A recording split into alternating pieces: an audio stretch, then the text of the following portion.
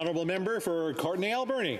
Mr. Speaker, since this government got elected, there's been over 25,000 Canadians that have died from this toxic drug supply and overdose.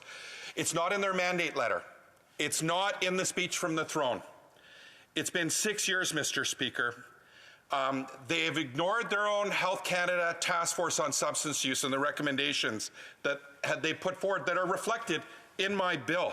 Yesterday, the Prime Minister said he understands this as a health issue, yet today it's still a criminal issue in this country, Mr. Speaker. Why? Because he's worried about votes. He's worried about votes instead of having the courage to do the right thing.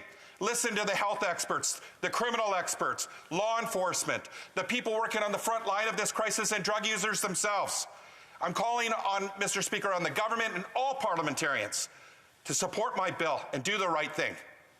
Here, here. The Honourable Parliamentary Secretary. Notre gouvernement. Our government understands the urgency of the situation and is moving forward with an approach that is based on evidence so that we can end this crisis.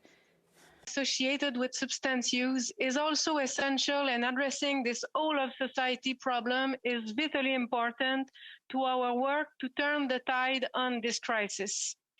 This includes investing over $13 million to help change attitudes and perceptions about people who use drugs, and an additional $25 million commitment in our most recent platform to reduce this stigma.